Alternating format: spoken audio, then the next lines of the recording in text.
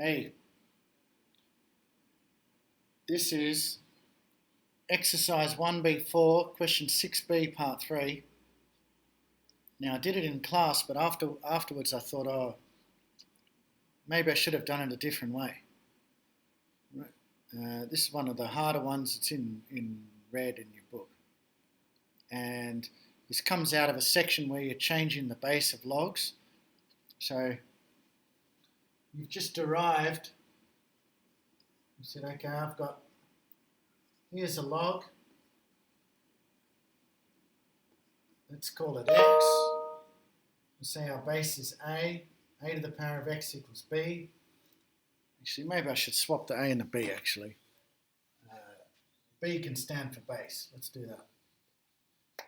We'll put the a inside the log b, and then we can say we're in base b for base, equals a. Yep, right. Then we can log both sides using a new base.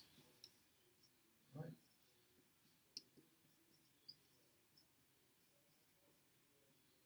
Okay, apply the power rule to get x outside of the log. And we've now derived ourselves another equation which is going to allow us to change the base that our log is in. All right, so our new base, we're calling it C, or whatever you like. I'm dividing both sides by log b here. All right, I've defined x at the start of this question as being log in base b of a. And so, given that we have this rule to work with, right, maybe I'll put it over here. Log in base b of a could be written as log in a new base, log in base c. Okay. Given all that, we could apply that here in this question. Right? So the way I did it in class, I said, well, at the moment I've got a 4, 5 and 10 as the bases of these indices. If we rewrite this, we'll say our 4 is a 2 squared, all to the power of x, which is just 2 to the power of 2x. We'll keep the 5s and 2s, not much I can do there. But I could break up this 10 into a 2 times a 5. And then I'm now working with base 2 and base 5 and not having to deal with 3 different bases. Just 2 bases. It's still not fantastic, but you know, it's better. And everything's multiplied, which is going to help us solve this problem. So here we've got 2 times 5 raised to this power. Screen's blanking. So I can apply the power to the 2 and apply it to the 5. At this point, I'm going to bring that over here. So I'm going to divide both sides by 5 to the power of 2x plus 3.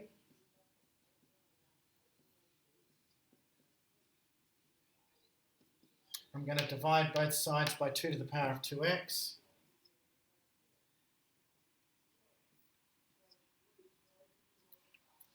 Because that's going to simplify down nicely. I'm running out of room a bit here, so yeah, I've got a bit of room on the screen. We'll end up with, we've got the same base here. We're going to use index laws. This power minus this power. 3 minus 3 is 0, 4x minus 2x, 5 to the power of 2x, equals, and here we're just left with the number 8, because you've got 2x plus 3 minus 2x, if we're using our index laws, which leaves you with 2 cubed, which is 8. Right? In the back of the book, they say they use log in base 125, right? So, in base 25. I can see the 25 here. I can see it's 25 to the power of x equals 8. and then I can log both sides. All right, so log that. All right. What they do in the answers, they use a log in base 25 so that you're just left with x here.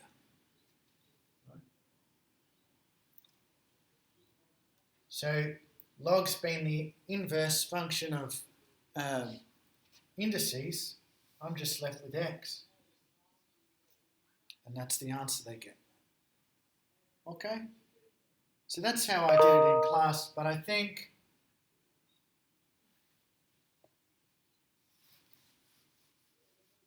maybe you would do it a different way. Only slightly different. Okay?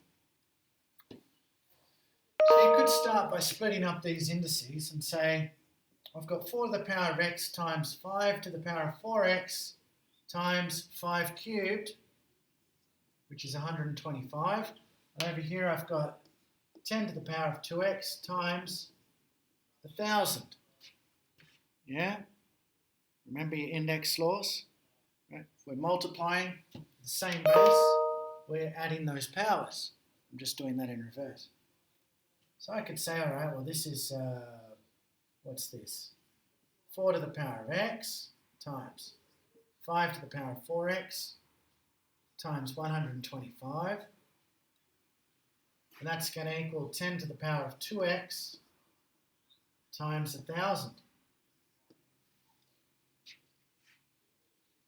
Okay.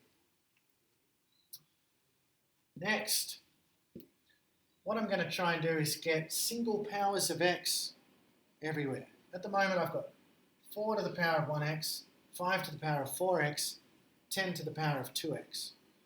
Everything's multiplied, you know. Everything on the left here is multiplied together, everything on the right there is multiplied. All right?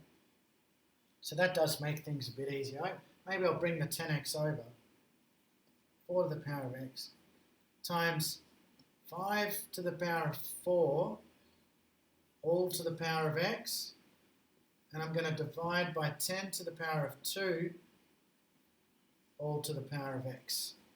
I haven't really changed that power of 10 much. Sorry, my computer's just locked itself. But I think the video is still recording. Hopefully you can see that okay. Yeah, I think that's right. So 4 to the x times, I've just rewritten this slightly because I'm going to make that the number 625. We've got 5 squared is 25, 5 cubed 125, 125 times 5, 625. By the time I get to 5 to the power of 4, all to the power of x, I've taken the 10 squared to the power of x here. So instead of leaving it as 10 to the 2x, I've rewritten it, divided. I'm going to move the 125 over there because I just want to have my things with x's on the left and my numbers on the right, like you would in a normal solving for x equation.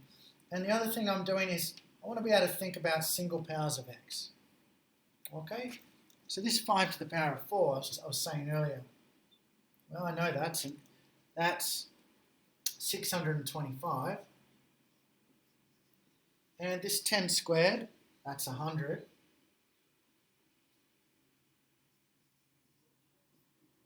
Okay. How many 125s can you fit into 1,000? 8 of them, right? Okay. Now, if we just look at the top, right? 4 to the power of x times 625 to the power of x. It's like, let's think about it just using letters. A to the power of x times b to the power of x. Well, I know my index laws. Can't I just write it like this? A, b. And the answer is yes, you can.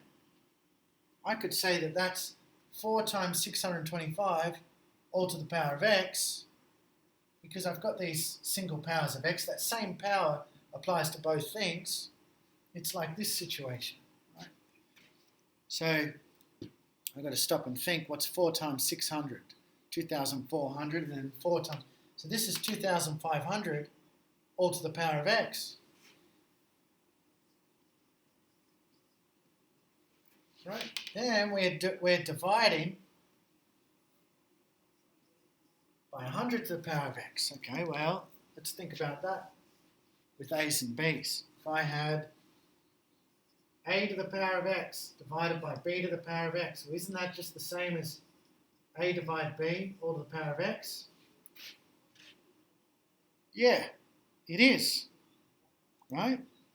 So I can rewrite this. I can say, well, that's 25 on 1 all to the power of x. Let's do that. So what I've done there is I've done the 2,500 or 2,500 divided by 100. And I'm just thinking about cancelling the zeros.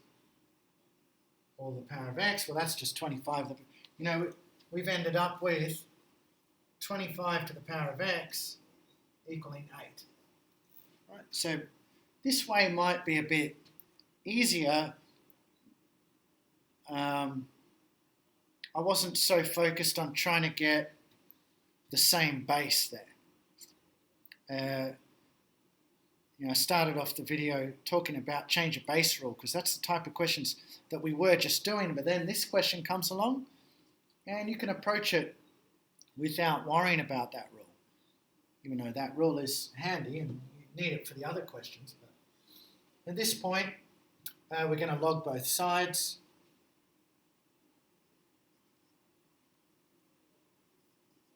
Like we did last time. So at this point, it's the same. Now, if you use log in base 25, then you're just left with x here. And that's how the book's written the answer. But, of course, you could write that in any base.